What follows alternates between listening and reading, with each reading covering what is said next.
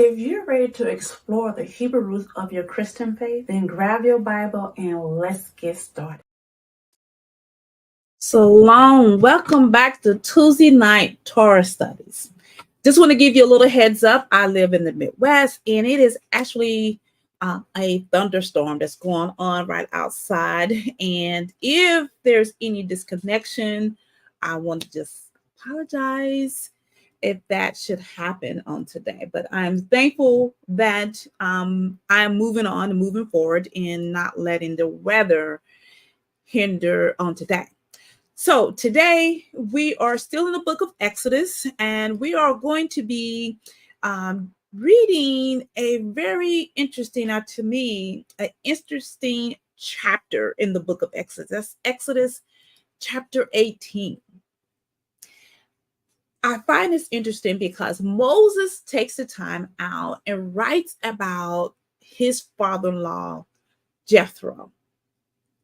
At least that's what he's called in chapter 18. For many years, I know since I've been on this walk, again, I began this walk in 2014, what I've been hearing is that Jethro was serve a pagan god. But what I want to do today is I want to present the scriptures to you, and we can discuss Jethro and allow you to meditate on what is written for you to think of things yourself, led by the Holy Spirit. So what we're going to learn is, what does the scriptures actually tell us? And what I'm also wanting you to do is for you to use the comment box and share with me your thoughts prior to the teaching and your thoughts after the teaching, whether it changed or not, whether it stays the same, more understanding or any insight. I want you to share that with me. I know there's some seasoned believers that may or may not change their thoughts, and that's fine. I still want to hear from you. Welcome to Reconcile the Kingdom, where we're working towards growing in the harmony of the whole word of truth. My name is Patrice Robinson. I greatly appreciate every last one of you who's able to join me on this live premiere, and of course, those who will be joining me on the replay on today. Want to take time out is to thank all returning subscribers, all of you returning subscribers who not only watch me live on Tuesdays and some watch the replay, but on Sabbath day, on Saturday, on Monday night Bible sessions, all the videos and the clips that we show throughout the week. Thank you for your support, and thank you for giving me a thumbs up. Thank you for making the comments, and thank you for sharing the link. I greatly appreciate you, because it's because of you is how we grow. The work that you do and the work that I do, we put it together because we can't do this alone. We will grow. And new subscribers, welcome to the family. Thank you for joining in on this journey. Thank you for exploring all the word, the written word as it is, removing all the dogma of men, all the teaching of man, the tradition of man, and sticking with what is written the best way that we can. And join the returning subscribers and do all those things we had talked about. And I greatly appreciate you for allowing me to be before you again, joining me on this journey. To all visitors, welcome. I'm hoping that you're ready to join this family that does not mind searching the scriptures, a family that does not mind challenging the religious system teachings that we have been under for hundreds of years, a family that's open to being a lifetime student of the Bible, and you're ready to explore the Hebrew roots of your Christian faith. You're not afraid, what some people are afraid, because we're using the scriptures itself, and we take a look at what is written versus what people will add in or take away. So, and it's really easy to join this family. All you have to do is hit that subscribe button below, and don't forget the bell, because the bell lets you know when I'm live, any announcements or any updates that will be coming from this ministry. And of course, like we spoke about the returning subscribers and the new family members, I appreciate your support, but doing that, hitting that subscribe button, making comments are important, because then we can engage with one another. We can learn from one another as a whole body. Share the link, let other people know that when we're live, even doing the replay, and that thumbs up. Giving that thumbs up is important because that thumbs up is what we need for people to do when you're watching, you get insight, you're enjoying, you're learning something, and it's causing you to dig deeper in the word of Yehovah. Thumbs up spreads the news to YouTube to send this information out to more people. So don't forget that the thumbs up. Follow me on Facebook, Instagram, Pinterest, and Spotify. I do know that Spotify, I need to do more on there. There's maybe about 75 videos on there. And of course, we know on YouTube, there's about almost a little bit over 600 teachings that you can listen to and learn from. But there's about 75 on Spotify. So I need to put more on there.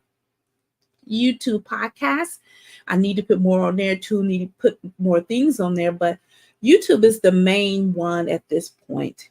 So those are ways you can support through the social media and all those type of things, but you can also support the ministry by visiting me in the Etsy studio. So all the workbooks, the worksheets, and scripture wall art, all those type of things are to support the ministry is available in the Etsy studio. It's the RK Biblical Studio. You can't miss it, of course, because it's connected. It will show me on there. So you most definitely can find any gifts that you want for baby, all those type of things. Wall art, that's available to you. We also have the Cash App that's in the description box. So all these are the ways that we can support the ministry that you can find in the description box at your own time. Take a look at that and figure out which way that you want to support the ministry besides doing all the YouTube things and the Facebook and all the social media things. So there's other ways in addition to that you can support the ministry as we're trying to get the biblical truth out, not any dogma, come away from the tradition of man and follow in the footsteps of the Messiah. So don't forget, today, at the end of today's teaching, you're able to ask questions that's presented to you. I encourage, once again, make comments during the teaching and sharing during the teaching also. Questions, you can submit those also during the teaching, but questions I will address at the end of the teaching. So make sure you have a question mark at the end of your statement, or put Q dash and whatever you're going to say, and that I will know that that's a question. So we would adjust any of those after the teaching. And if you have those questions during the replay or comments, I most definitely adjust those during the replay, and you most definitely will see that. So make sure you have your Bible before you, all the writing utensils that you need. Thank you. If you purchased a workbook, you should have that in front of you so that we can go take a look, an overview of the previous chapter, which is chapter 17. So this is where we are in Exodus chapter 17. Now, chapter 17 was a small chapter. It had only 16 verses in there. So my key points are also small, but it also was very impactful as we learned some additional things. So we have the people Yehovah, again, continue to complain. That's that same complaining song that they've been having since they left Egypt. We went in details and follow that pattern. Recognize that this pattern will continue all the way through. And it's important to understand what type of heart a person has. If they're witnessing all the power of Yehovah, you see in the cloud by day, the fire by night, the Red Sea split, manna, the quail, the bird, all this been supplied to you, water, bitter water turned to sweet water, water coming out of the rock, which is chapter 17.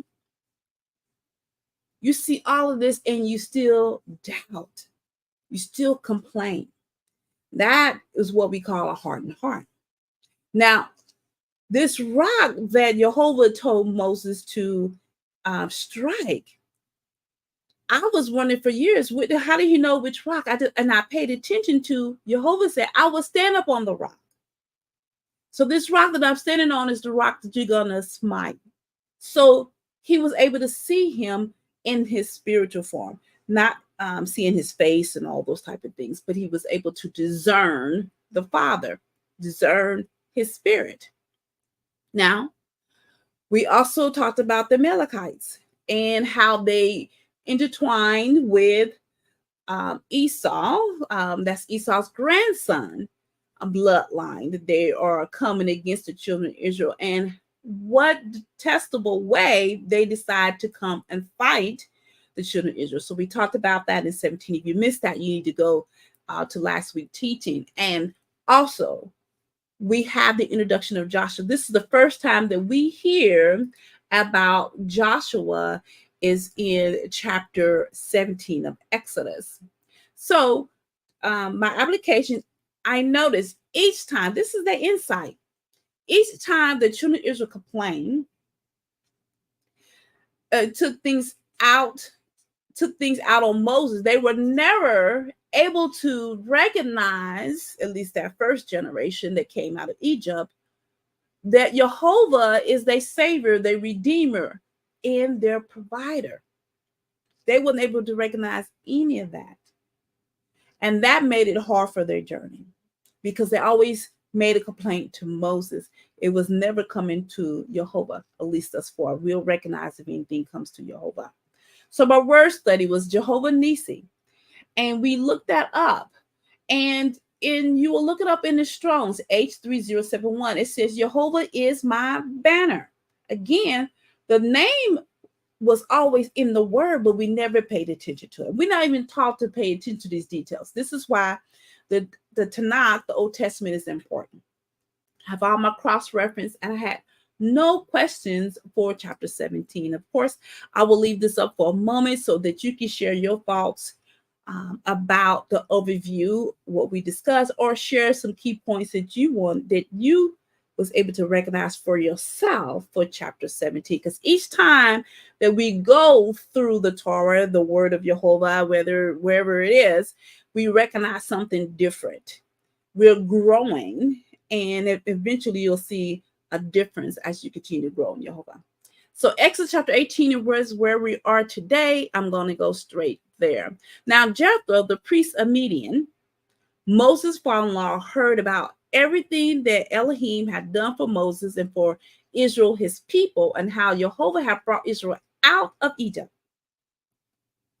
And Jethro, Moses' father-in-law, took in Moses' wife Zipporah after he had sent her away, and her two sons, and one of whom was named Gershom. For Moses said, I have been a stranger in a foreign land. And the other name was Eleazar, for he said, the Elohim of my father was my help, and he saved me from the sword of Pharaoh. So verses 1 through 4 has quite a bit going on, and that's usually most of the scriptures. Jethro had heard somehow, some way, of what happened in Egypt.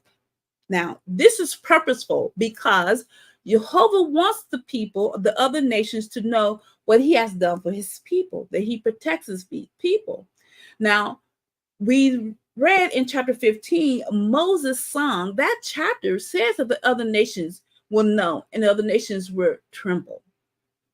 So we actually witnessed that in the book of Joshua when he began to conquer the land, because the other nations heard about it and the other nations were fearful. So Rahab confirmed that when they was going for Jericho. Now, what do we know about Jethro? We do know that he is a chosen priest for Midian. Now, we cannot account for all the Midianites and who is the priest, who is who's following what, because we do know as we continue with the Torah, the Midianites do become a problem. But today we're going to focus on one Midian, and that is Jethro alone, because we don't have all the background. But we do know that he's a priest, and we might not know which Elohim at this point. But there are some key things that we need to know about Jethro because Moses listened to him. We know way back in chapter 2 of Exodus, verse 18, that Moses' father-in-law's name was called Reuel, or Uel, Rule, if you want to say it that way. Depends on which version of the Bible that you are reading. So 18, Jethro, Reuel is in Exodus chapter 2, and also in Numbers 10 and 29, when Moses was trying to convince his brother-in-law, Zipporah's brother, Jethro's son, Reuel's son, to join in with the children of Israel. So it makes me think that, one, that maybe Jethro was not serving a pagan god, because why would Moses invite his brother-in-law? And again, that's Numbers 10 and 29, when he invited his brother-in-law to join in with him, his brother-in-law Hobah. Then Moses said to Hobah, the son of Moses' father-in-law Reuel, the Midianite, we are setting out the place of which Yehovah said, I will give it to you. Come with us, and we will treat you well. For Yehovah hath promised good things to Israel. So we do know that there was a relationship that he had with his family, with his in-laws. So if you remember, way back in Genesis 25, when we went Genesis verse by verse, there is a gentleman by the name of Midian from the bloodline of Abraham. So where do we find this? Genesis 25 and 1, because Abraham gets remarried after Sarah's passing and marries Keturah and have 6 additional sons. This is Genesis 25 and 1. Now Abraham took another wife named Keturah, and she bore him Zimran, Jokshan, Medan, Ishbah, and Shuha. What we know is that Midian is from the bloodline of Abraham. Now, we also know that Abraham taught his household and his family the things of Yehovah. Genesis 18:19. This is why Yehovah said he chose him, for I chosen him. So they will command his children and his household after him to keep the way of Yehovah, for doing what is right, just in order that Yehovah may bring upon Abraham what he had promised. So we do know that Abraham taught his household and his children Yehovah ways. Now, what priesthood could Jethro be under? I mean, it could be a number of different things, but if we're going to look under, if it's possibility up under Yehovah, the only priesthood we can look under is Melchizedek, because that priesthood was prior to the Leviticus, the Levites. I get those two mixed up sometimes, because the Levitical priesthood considers the mother the bloodline. Melchizedek's that priesthood was not by mother, not by father, didn't require that bloodline, which is the order Yeshua is under, because there's no mother no father bloodline, is who called. So it's important for us to remember that understanding of the order of Melchizedek. Now, is it possible? It could be possible that he himself was particularly serving Yehovah and not all the Midianites, because you can't put all cultures in one box. If you say one culture, the Midianites say all did this. Well, we can't say that. We can't even say that today, because each individual family and person is totally different. Those are assumptions.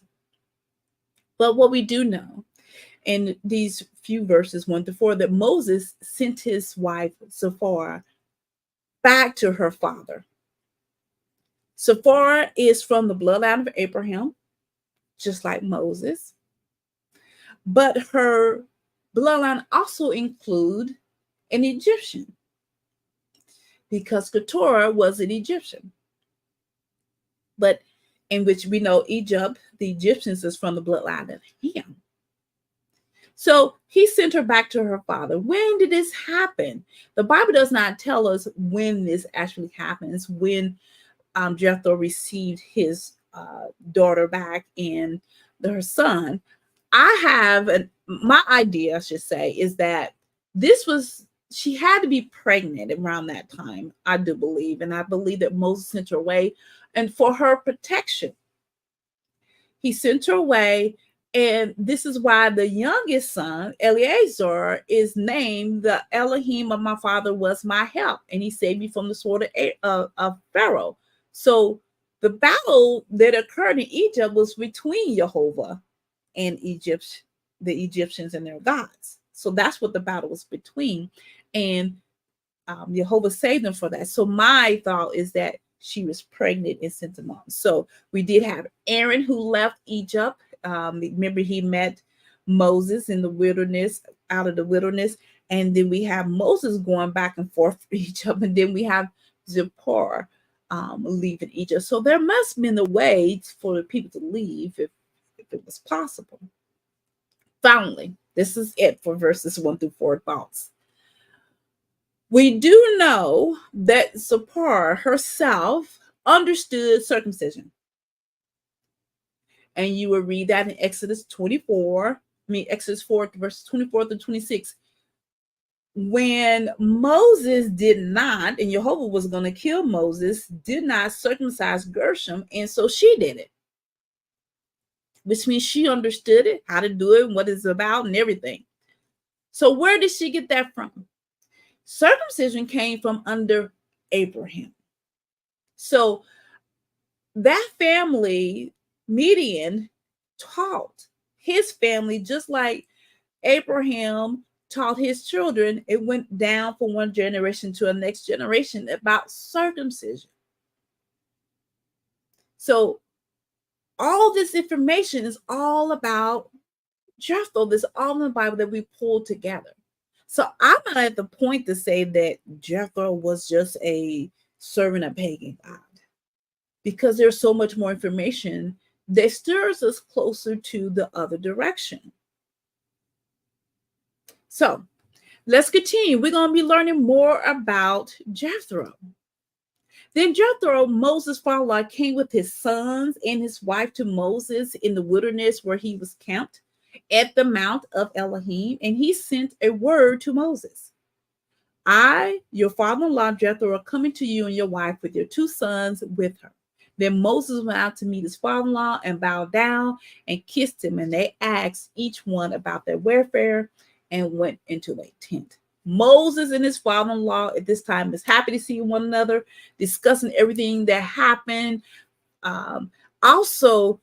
Moses paid respect to Jethro by doing that, but he was not worshiping him at that moment. But I also want to bring up a little bit about Moses' elder son, Gershom. We learned in the book of Judges, we learned in the book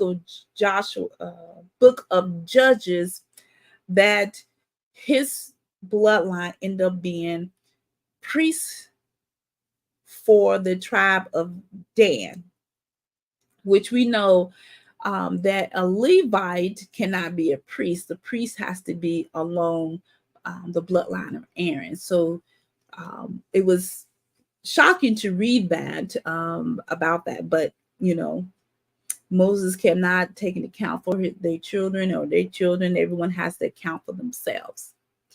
Verse 8, Moses told his father-in-law everything that Yehovah had done to Pharaoh and to the Egyptians for Israel's sake, and all the hardship that had confronted them on their journey, and how Yehovah had rescued them. And Jethro rejoiced over all the goodness in which Yehovah had done for Israel, rescuing them from the hand of the Egyptians. Remember, Jethro has some Egyptians in him too, because Keturah. So Jethro said, "Blessed be Yehovah who rescued you from the hand of Egyptians and from the hand of Pharaoh, and who rescued the people under the hand of the Egyptians. Now I know that Jehovah is greater than all the gods. Indeed, it was proven when they act insolently against the people." Then Jethro, Moses' father-in-law, took a burnt offering and sacrifices for Elohim, and Aaron came with all the elders of Israel to eat a meal with Moses' father-in-law before Elohim. Now that is a wow. A lot is going on. A lot is going on in this passage because Moses told the priests of Midian, Jethro, whose mother was also Egyptian, like we talked about, how Jehovah destroyed Pharaoh and the Egyptians, right? Jethro rejoices at what Jehovah has done for his people. He knows that there is no other God greater than him. Then what happens? Jethro offers burnt offering and sacrifices to Elohim. How does Jethro knows how to provide burnt offering and sacrifices to Elohim? Because at this point, Moses doesn't know. It's not written down. How does he know? We do know that Abraham was offering burnt offerings. We do know that Isaac, we do know this was going on in Abraham's bloodline. At the end of all of that, you have Jethro, Moses, Aaron, the elders, all eating together, right in the presence of Yehovah. So maybe Jethro understood what we read in Leviticus chapter 1 about the burnt offerings and the other sacrifices, because that's all in Leviticus, because burnt offerings are from the herd, from the flock, and from the bird. Maybe he understood which animals there was supposed to be sacrificing, which ones not to. He had to know something. So this is why my mind is not closed to seeing Jethro as serving a pagan god. I can't be closed that way, because all the evidence, all the information that he may have known Yehovah more than we know. And did he serve other gods? It's not written. I don't see anything to give me an understanding that he was serving other gods. Verse 13, and it came about the next day that Moses sat to judge the people, and the people stood before Moses from morning until evening. Now, when Moses' father-in-law saw all that he was doing for the people, he said, "What is this thing that you're doing for the people? Why do you alone sit as judge, and all the people stand before you from morning to evening?" Moses said to his father-in-law, "Because the people came to me to inquire of Elohim. And when they have a dispute, it comes to me, and I judge between someone and his neighbor, make known the statutes of Elohim and his laws." Now, as we've been going on this journey in the book of Exodus, what we also been learning since Egypt, Jehovah's people were giving instructions and laws and things to follow along the journey. The Sabbath day, when the manna comes in on the 6th day, you take for 2 days, don't come out on the 7th day, because there will not be any.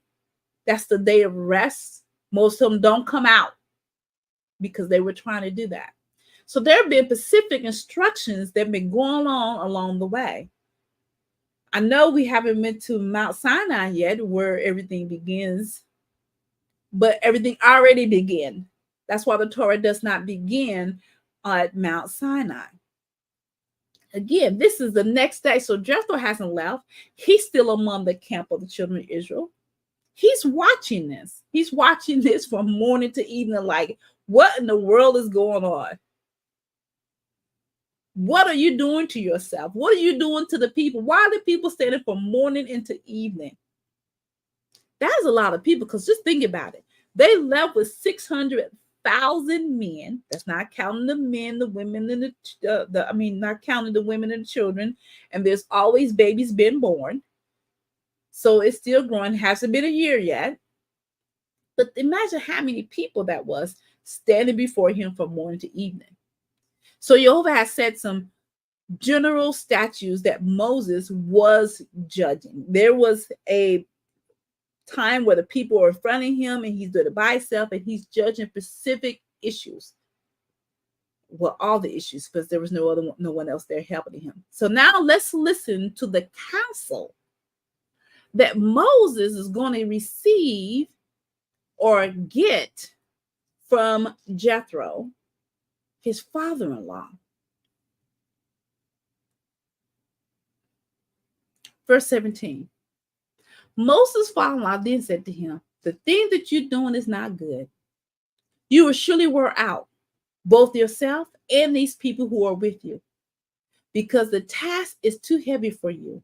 You cannot do it alone. Now listen to me. I will give you counsel, and Elohim be with you. You be the people's representative before Elohim. You bring the disputes to Elohim. Then admonish them about the statutes and the laws, and make them known to them the way in which they are to walk and the work they are to do. So Moses is speaking to Elohim about the things that's going on, but he is also the teacher. Furthermore, you shall select all the people, able men who fear Elohim, men of truth, those who hate dishonest gain, and you shall place these over them as leaders of thousands, of hundreds, of fifties, and of tens. Let them judge the people at all times, and let it be they will bring to you every major matter, but they will judge every minor matter themselves. So it'll be easier for you, and they will carry the burden with you. If you do this thing, and Elohim so commands you, then you will be able to endure, and all these people also will go to their places in peace. Listen to that wisdom. So the concern is that Moses, the shepherd, the pastor, is wearing himself out, and the people themselves. This cannot be done. Moses most definitely has to be the teacher, give them all the information that's coming from Elohim on how to do whatever it is that they need to do, which is all the Torah. Teach them the Torah, and they will learn, right? And then you have the judges, the ones who fear Elohim, they're trustworthy, they're not dishonest, they hate dishonest gain, they're men of truth.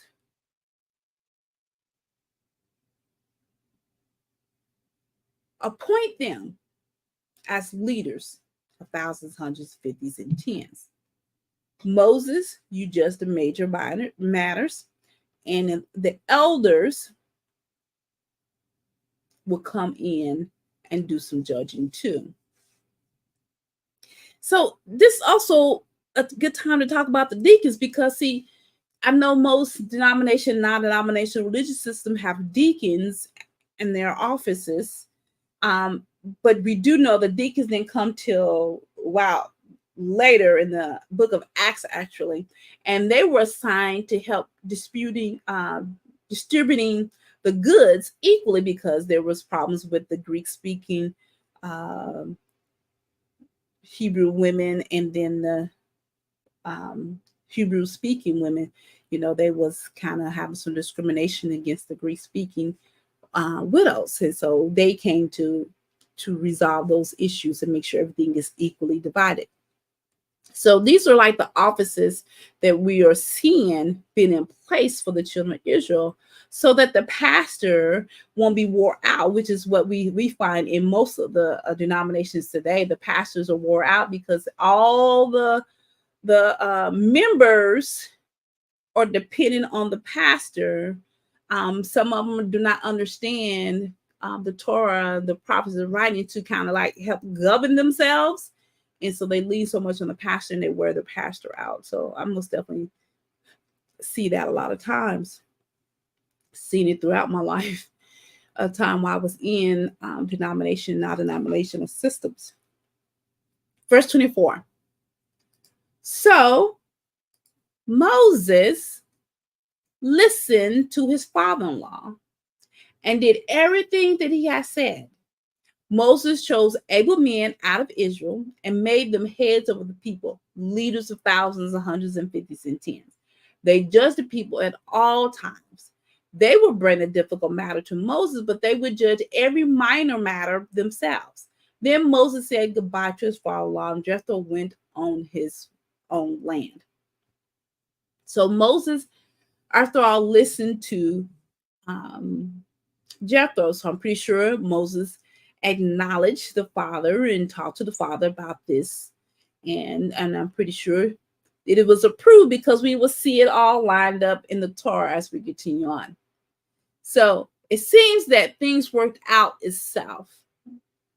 As believers, we're not supposed to wear down our pastors.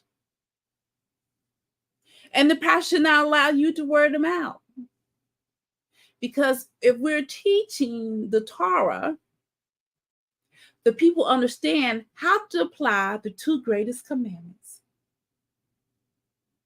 They will know how to apply that. They will know how to get along. They will know how to resolve disputes. They will learn how to do all these things because it's written in the word.